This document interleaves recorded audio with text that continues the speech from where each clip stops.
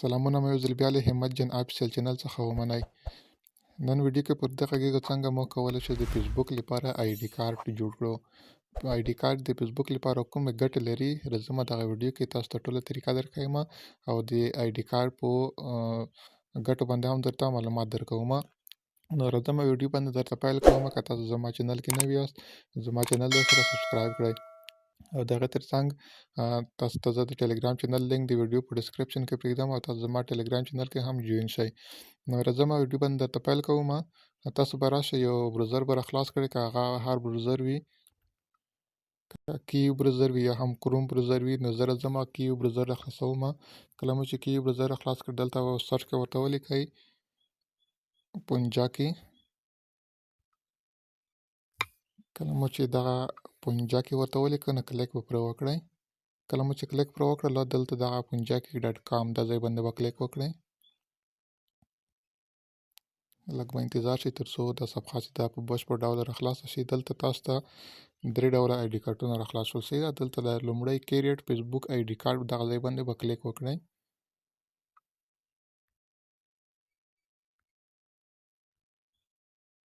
کله مو چې دغه ځای باندې کلیک وکړ دلته تاسو ته دا ډول یوه صفحه راځي. دلته دغه ځای کې دا ځای کې به هماغه د فیسبوک د آی ډي نوم ورکړئ. صحیح ده. تاسو فیسبوک آی ډي چې دا په کوم نوم باندې جوړه ده هماغه نوم به دلته ورکړئ او دلته دغه ځای کې به یو هی ده یو شي ده، یعنې که تاسو نارینه یاست دا هی به انتخاب کړئ، که ښځینه یاست دغه شي به انتخاب کړئ. صحیح ده. کله مو چې دغه انتخاب کړل له هغې وروسته دغه ځای کې به هماغه د پروفایل تصویر چې تاسې خپل آی ډي ته ورکړی دی هغه تصویر به راواخلئ. دلته دغه ځای کې به هغه تصویر هم ورکړئ. صحیح ده. زه راځم دلته لومړی خپل د آی ډي نوم ورکوم چې ما په کوم نوم باندې آی ډي جوړه کړې ده. ما دلته خپل نوم چې دی هغه ورکړ او له هغې وروسته به راشئ دلته دغه ځای کې به پروفایل چې دی هماغه د پروفایل تصویر ورکړئ. صحیح ده. دا ځای باندې به کلیک وکړئ. کله مو چې دا ځای باندې کلیک وکړ نو ورته یو تصویر به راواخلئ، هماغه تصویر چې تاسو پروفایل لپاره ورکړی دی. زه راځم هماغه تصویر رااخلم. کله مو چې تصویر مو ورکړ د فیسبوک آی ډي نوم مو ورته ولیکلو او له هغې وروسته به راشئ دغه جنریټر فیسبوک آی ډي. صحیح ده. دغه ځای باندې به کلیک وکړئ. کله مو چې دغه ځای باندې کلیک وکړ لږ ورته انتظار کېږو تر څو زموږ آی ډي کارت چې دی هغه جوړ شي. دغه د زموږ آی ډي کارت چې دی هغه جوړ شولو.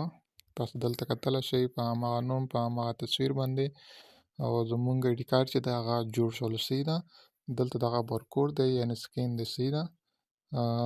نو دغې د څه لپاره دغه آی ډي کارت چې دی دغه استعمالیږي کله چې ستاسو آی ډي بلاک شي، یعنې تاسو نه آی ډي بلاک شوي وي نو تاسو کولی شئ د دغه آی ډي کارت په واسطه په اسانۍ سره هماغه بلاک آی ډي بیرته خلاصه کړئ. صحیح ده. نو دغه یې ګټه ده د دغه آی ډي کارت. دغه اوس موږ څنګه سیو کولی شو، لاندې به راشئ سیو اپشن ته، دغه سیو باندې به کلیک وکړئ دا ځای باندې تر څو دغه آی ډي کارت چې دی ستاسو ګیلري ته سیو شي. که ستاسو آی ډي کارت سیو نه شول نو سکرین شاټ به ورنه واخلئ. صحیح ده. کله مو چې سکرین شاټ واخیسته هلته به کوم اضافي کرښې چې دي هغه به ترې کاټ کړئ.